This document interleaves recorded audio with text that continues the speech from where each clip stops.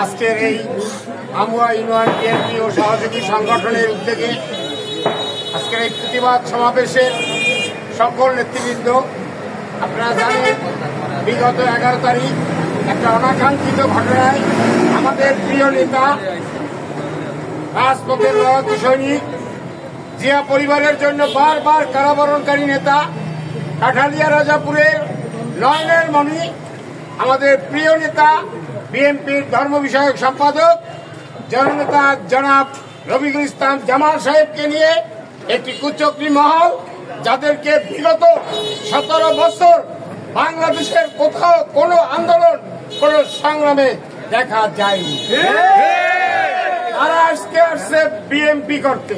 আলহামদুলিল্লাহ বিএনপি করেন, কিন্তু সেটা দলীয় সাংগঠনিক নীতি নিয়ম মান্যতার পর বিএনপি করেন।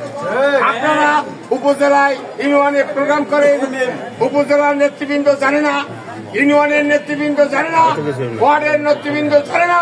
আপনারা দলের ঐক্যকে নষ্ট করার জন্য আপনারা মাঠে নেমেছেন।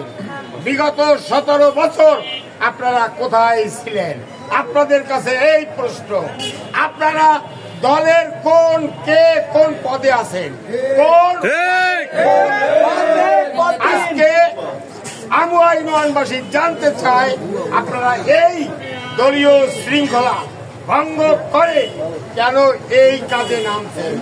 তাইলে আপনারা দলের ঐক্যের জন্য আসেননি, দলের ঐক্য নষ্ট করার জন্য আসছেন।